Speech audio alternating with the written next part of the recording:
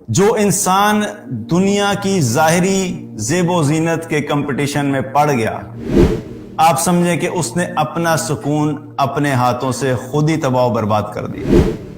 کیونکہ اس کا سب سے بڑا پرابلم یہ ہوتا ہے کہ اس میں کوئی اینڈ نہیں ہے. آج آپ کسی اچھے برانڈ کے کپڑے لے کے پہن لیں گے، ہو سکتا ہے آج آپ کی تعریف ہو جائے. آج آپ کے دوست دیکھیں گے بھئی اس نے یہ والا برانڈ پہنا ہے، اگلے ہفتے وہ آپ سے مہنگے برانڈ کا کپڑا پہن کے آ جائے گی. اور جب آپ اس کو دیکھیں گے پھر آپ ڈپریشن میں چل جائیں گے، پھر آپ کو ہو جائے گا ٹینشن شروع ہو جائے گی کہ یہ تو مجھ سے آگے نکل گیا.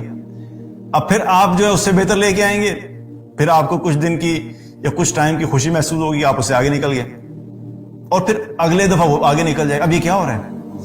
یہ وہ کمپٹیشن ہے کہ جو انسان اس کمپٹیشن میں پڑ گیا اس نے اپنی زندگی کا سکون برباد کر دیا. میں پچھلے دنوں اپنے کچھ جاننے والوں کے ساتھ بیٹھا تھا، آفس کے کولیگ کے ساتھ، تو یہی بات ہو رہی تھی کہ ہم جہاں پہ رہتے ہیں، جس کنٹری میں رہتے ہیں، یہاں پر تو بھائی ظاہری شان و شوکت جو ہے وہ اس کو بڑا فوکس کیا. ساری کنورسیشن انگلش میں تھی، وہ بیسیکلی وہ عربک اسپیکنگ ہے، تو میں آپ کو اردو میں اس کا خلاصہ بتا رہا ہوں. تو وہ یہ کہہ رہے تھے نہیں ہم جس کمپنی میں جاب کرتے ہیں، ہماری تو کمپنی جو انٹرنیشنل کمپنی ہے، اس میں ہمیں اپنے آپ کو ایک خاص طرح سے کیری کرنا پڑتا ہے، اچھا مہنگا سوٹ پہننا پڑتا ہے، مہنگی گاڑی ہونی چاہیے، مہنگی گھڑی ہونی چاہیے، تاکہ لوگوں کو دیکھ کے پتہ لگے کہ ہم کسی اچھی کمپنی میں جاب کرتے ہیں. تو میں نے اس سے ایک سوال کیا، میں نے کہا مجھے ایک بات بتا کہ یہ سارا جو تو کر رہا ہے پچھلے 5 سال 10 سال سے، یہ سب کرنے کے بعد تجھے کچھ سکون مل گیا؟ وہ جو تو کہنے لگا نہیں، سکون تو نہیں ملا. تو میں نے کہا then what are you doing for what؟ یہ سارا جو کمپٹیشن کر رہے ہو، سارا جو سٹریس اپنے اوپر تم نے سوار کیا ہوا ہے، what is the objective behind it؟ وہ تم کیا حاصل کرنا چاہتے ہو جس کی وجہ سے تمہیں یہ ساری چیزیں کرنی پڑ رہی ہیں، اور یہ سب جو کر رہے ہو اس سے تمہیں کوئی واقعی خاص سیٹسفیکشن حاصل ہوئی؟ بلکہ وہ کہنے لگا بھائی یہ تو کانسٹنٹ سٹریس ہے. کانسٹنٹ سٹریس اس لیے ہے کہ ایک نان پروڈکٹیو چیز کے اندر انسان اپنی ساری انرجی، ساری صلاحیتیں، سارا فوکس، سارا پیسہ اس چیز میں لگا دے. اور جب انسان کی زندگی میں کوئی پروڈکٹیو کام نہیں ہوتا، تو جب وہ نان پروڈکٹیو کاموں میں آگے بڑھتا چلا جاتا ہے، تو وہ نان پروڈکٹیو کام اس کی زندگی میں سکون نہیں لے کے آتے، بلکہ اس کے کانشیس کو یہ چیز جو ہے وہ اس کو جو ہے نا وہ تنگ کرتی رہتی ہے کہ میں اتنا جو محنت کر رہا ہوں کس چیز کے لیے کر رہا ہوں. کیونکہ اس کو کوئی اصل سیٹسفیکٹری جو آبجیکٹیو ہے وہ اچیو نہیں ہوتا. اور جب وہ سیٹسفیکشن اچیو نہیں ہوتی تو اس ڈائریکشن میں انسان چلتے چلتے چلتے اتنا تھک جاتا ہے کہ انسان کو پھر خود سمجھ نہیں آتی کہ میرے ساتھ ہو کیا رہا ہے.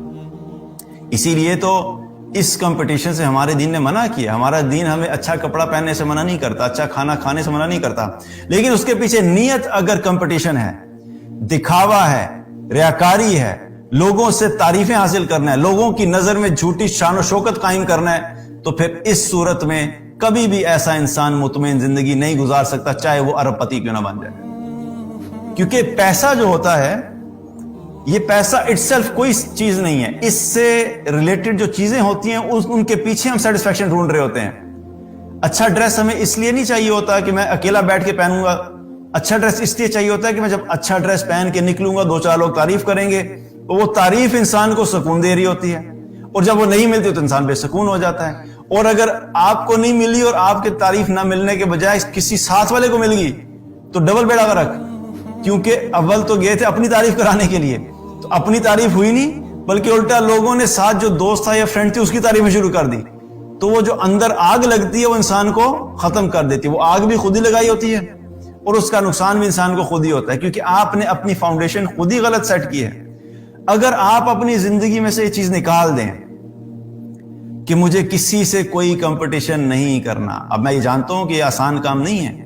انسان کی فطرت میں ہے کہ اس کو سیلف ریکگنیشن چاہیے ہے، اس کو جو ہے نا امپورٹنس چاہیے ہے، وہ اور یہ ساری جو ریکوائرمنٹس ہے اس کی فطرت میں ہے. لیکن اس کو ایک لمٹ میں رکھنا چاہیے اور اس کو صحیح طریقے سے صحیح جگہ پہ استعمال کرنا چاہیے. ورنہ اگر غلط ڈائریکشن میں چلے جائیں گے تو کیا ہوگا کہ یہ سارا کمپٹیشن جو گڈ لکس کا ہے اس کے اندر انسان کو کچھ بھی حاصل نہیں ہوتا. تو بہرحال اب یہ جو سٹیج 2 ہوتی ہے جوانی کی، اس میں انسان کا سارا فوکس ان چیزوں کے اوپر ہوتا ہے. اب یہاں پہ اگر تھوڑی دیر کے لیے سوچیں کہ وہی شخص جو ابھی سٹیج 1 میں جب تھا، بچہ تھا، یہ کچھ عرصہ پہلے 10-15 سال پہلے تک یہ بیٹھا جو ہے نا وہ گاڑیوں سے کھیلتا تھا، اگر لڑکی تھی تو باربی سے کھیلتی تھی. اب اس سٹیج میں جب یہ 20-22 سال کا ہو گیا ہے یا 20 سال کی ایج کے اندر ہے، اس کو کہا جائے بھی اب تم ذرا یونیورسٹی میں بیٹھ کے اپنی باربیز کے ساتھ کھیلو، یا اس کو کہا جائے تم یونیورسٹی میں بیٹھ کے جو تم بچپن میں چھوٹی چھوٹی کارز کے ساتھ کھیلتے تھے نا وہاں پہ کھیلو، خاص طور پہ وہاں پہ کھیلو جہاں سے تمہارے قریب سے لڑکیاں بھی گزر رہی ہوں. تو کھیلے گا؟ یہ نہیں کھیلے گا کہ یار کیا بات کر رہے ہو، عجیب بات کر رہے ہو یار، یہ کس قسم کا کام ہے. حالانکہ یہی وہ شخص ہے جو بچپن میں ان گاڑیوں سے کھیل کے اتنا خوش ہوتا تھا. یہی وہ لڑکی ہے جو بچپن میں باربی ڈالز کے ساتھ کھیل کے اتنا خوش ہوتی تھی، اس کی زندگی تھی. آج کیوں نہیں کر رہی؟ کیونکہ